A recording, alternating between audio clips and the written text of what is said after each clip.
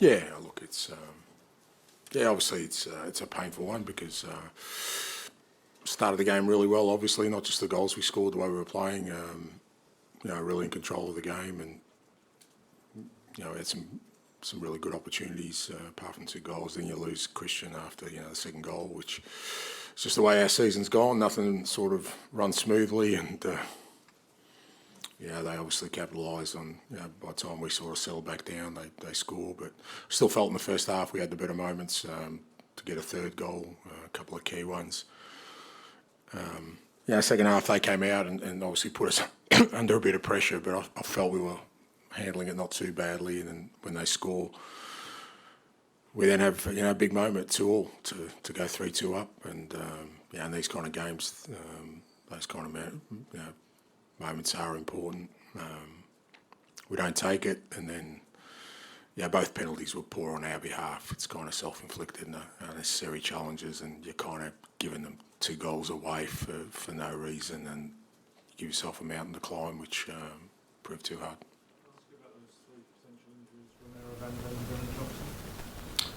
Yeah, Romero was just obviously hugely disappointing. He felt something in his quad. He trained really well. He wasn't the one I was worried about, to be honest. But it's just, like I said, the way the season's going for us, unfortunately. So we'll just have to wait and see. Brennan just didn't feel well. He didn't feel well at half time, but he wanted to give it a go, but he just wasn't feeling 100%. So we had to sort of take him off. And then, look, the plan was always for Mickey to play 60-70 today. Like I said, I thought, Romero would be okay to play 90, but Mickey probably 60-70. So we're always going to take him off. He didn't feel anything significant. He just felt tightness, but we're always going to take him off anyway. Ange, did you gamble at all with the fitness of the 2 centre-backs in particular? Because obviously they weren't there, and then suddenly they're in this huge match. No, like I said, Romero, it's not like he re-injured the same thing. It's a totally different injury. But also people, I'm sure, are aware of our situation. It's not like I've got a multitude of options there. So, you've got to make these decisions, and both players trained well, and and look, they both want to help, so you make these decisions with all the best information. Like I said, if it's not like Romero re-injured his toe, it's a totally different injury, which could happen at any time. Some people say maybe this defeat has come in the most damaging way possible, to be 2-0 up and lose the players. How bad is that legacy moving forward? How much of a challenge is that now? Oh, look, every sort of challenge you have is, is one you need to sort of overcome. So, whether it's ultimately, the pain of the defeat today, for me anyway, doesn't diminish that we also played very well against the top team, and at times looked the better side. So I always kind of look for that in terms of our growth. And like I said, it was disappointing that we worked awfully hard, but to give away 2 goals, then kind of when you give away 2 penalties unnecessarily, you're against a quality side anyway. Make things very difficult for yourself. And what did you make of Moses' players back in the first half, and you obviously then won the penalty?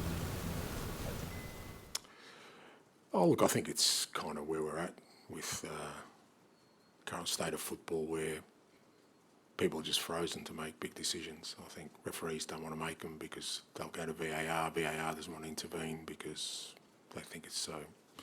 You're kind of left in no man's land. There's a couple of decisions I thought today that were, definitely went against us. I thought Lyons would put his flag up for bizarrely for Decky when he was through. I don't know what for. But they're things that are out of our control. We can't do anything about that, and hopefully the powers that be sort of work that out.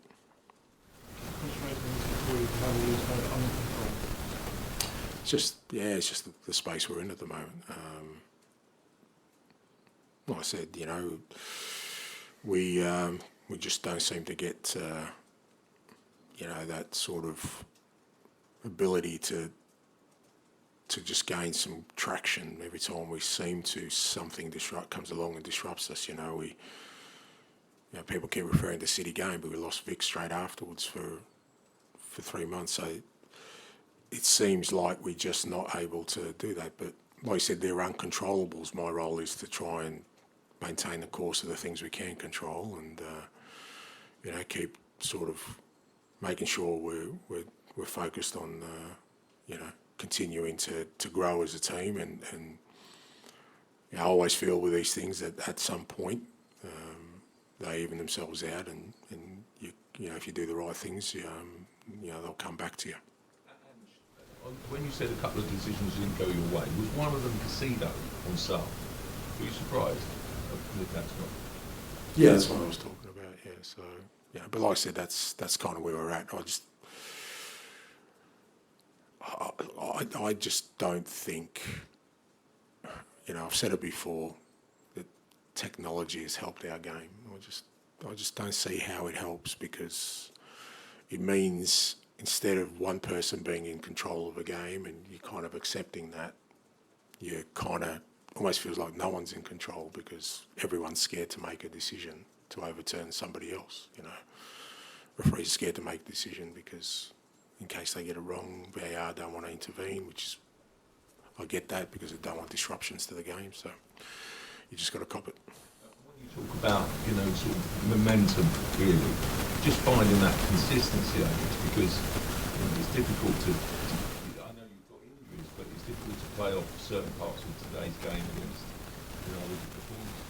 Yeah, well, but that's what I mean. Every time we have sort of seemed like we're on solid footing, something has come along and, sort of become an impediment for us to do that. So it's just the way our season's gone so far. Fair to say it went like that last year. So it's not like since I've been in this unusual territory, but ultimately, as I said, my role in that is to focus on the things I can control and keep preparing the team the best we can to keep progressing as a football team and turn our season around. Does confidence and belief among the players become an issue at any stage? When I look at today's performance, I don't see them lacking confidence or belief. I think it's probably the other way where, I think, say that both penalties we conceded were born out of desperation. I think they're desperate to kind of turn our season around and are really disappointed with the way it's gone. And when you're in that mode, you kind of lose that sort of composure and discipline you need. So I don't think, like I said, it's not like we're hanging on in games. Like we wouldn't play like we did today if there was lack of belief or confidence. I just think when you get into this kind of situation we're in, there's also this sense of desperation from the players, and I thought that cost us today. I also felt even at 2-0 there was a bit of a tension in the crowd, even when you were winning. I just wondered whether that transmits to the players. Look, fair play to them. I thought the crowd were good today. I thought, they got behind the team. But, I guess when the season's gone as it has for us, and then, like I said, at 2-0 to lose your centre-back, it's just, it does disrupt you. It's not like, you started the game so well, you have to make a substitution, which means, you're hampered in making substitutions in the second half, and all these things come along that you just go, well, here we go, another challenge for us. Nothing's really running smoothly. So I think the crowd probably senses that as well, and like I said, it almost becomes a bit of a self-fulfilling thing where you're almost expecting things to go wrong. Dave, final one. I was just going to say, Ange, you touched on it before, but this is uncharted territory for you as a manager. Can you sort of, turn the focus inward, and how do you sort of stop everyone feeling sorry for themselves because everything's going against you, and B, the processes that you try and get out of this? Yeah, I don't sense anyone's feeling sorry for themselves, but yeah, it's a tough moment because you kind of, there are all these tools you could possibly use as a manager when you're going through tough moments to sort of turn things around, and our limited sort of resources from a playing perspective at the moment doesn't allow us to do that. So you've got to find other ways, because, it's not through a lack of effort. The players who are constantly out there because we can't rotate are giving everything they can. But it kind of diminishes performance as well because they probably need a rest, but we can't give them a rest. So, but, you know, I think it's just something we need to kind of tackle head on and keep pushing on. Still plenty sort of to play for us in terms of, you know, between now and January, just to make sure that, you know, we keep performing. I think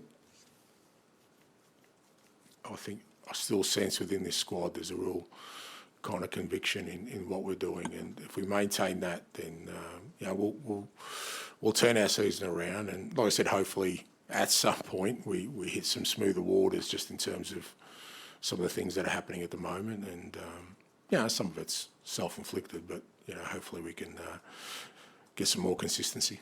Thank you. Thanks.